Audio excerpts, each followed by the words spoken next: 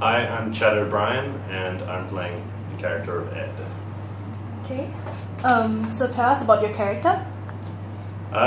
Ed's a great guy. I see him as one of the younger of the 50 brothers. He's kind of the middle of the younger brothers. He's not the middle child, he's the middle of the younger. And he's still very impressionable, and he's trying to figure out what's going on in the world and which road that he wants to walk down. And he's trying to figure out who he wants to be and how to behave in this crazy world, and there are lots of confusing things out there, and he's not sure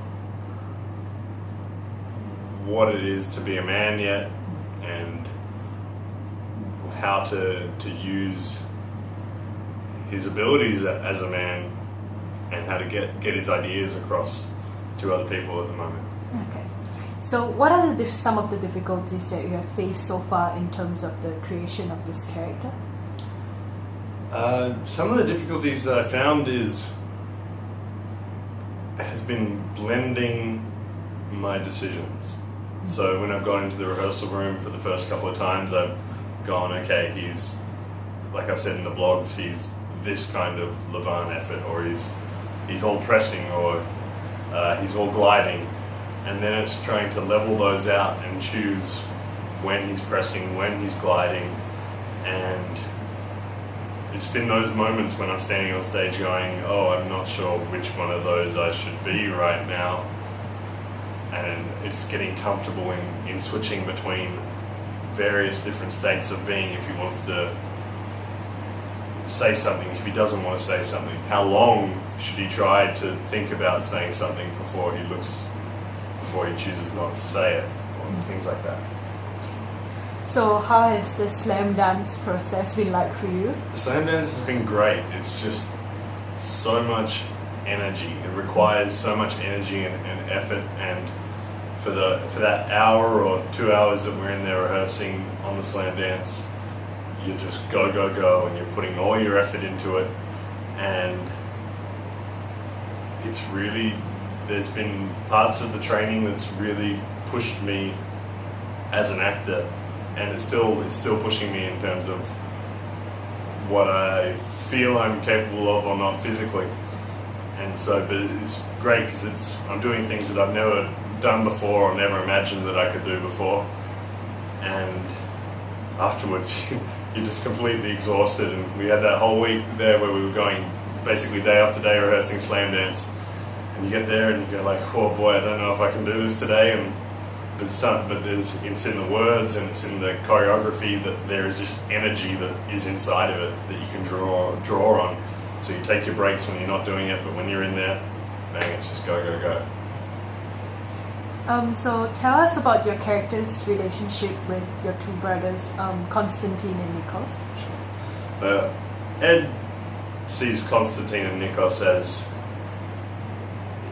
sort of his two role models. Dad and Mum, they've got other kids to worry about, but he's always had Constantine and Nikos there to take him under their wings. So Nikos has kind of been the one that's taught him about sensitivity and about limitations and how to be calm and rational, but Constantine has been the one that's taught him more about how to be strong and how to get what you want. So he loves his brothers very much, and I think he would feel very lost if he didn't have them with him. Okay, so how does your character Ed feel towards the three sisters, especially Olympia, who is engaged to? Sure.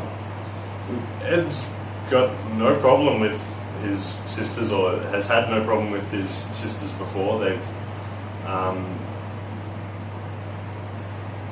They've always, to him, been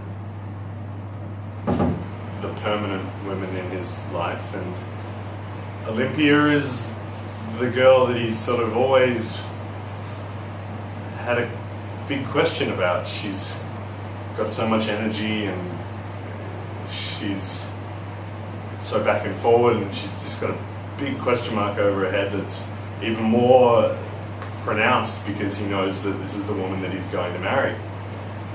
And I think he gets very excited by Olympia's personality and her energy. And I think when they leave and don't turn up to the wedding, it's partially, he feels like it's his fault, maybe, that he's done something wrong, or there's something wrong with him that has offended Olympia, or it's been something that he and his brothers have done that have caused them to run away like this, and they take it, or Ed takes it personally, I think. Okay, so being the character that has one of the least number of lines, so this results in a limited amount of words that Ed can use to express his character. So how do you negotiate your approach of this character around the lack of text? Sure. I think that the lack of text from Ed just gives me so much more to think about. It's never really been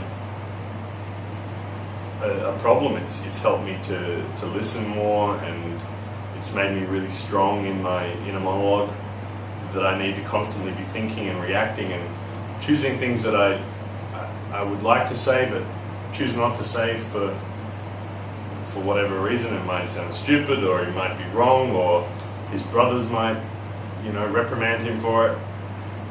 I think he's got a very much a speak when spoken to kind of attitude, but I think there are times when he definitely enjoys not speaking. It is a strength and a weakness of his. There's a strength in that people don't quite know who or what he is and what he's capable of. And at the same time, he's not sure who and what he is capable of.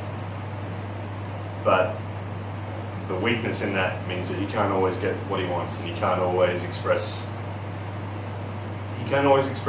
his ideas and how he feels about people, and if things probably he's probably lost things in his life because of the fact that he hasn't spoken up about it, but he's just gone and taken it and dealt with it on his own. Thank you. Thank you.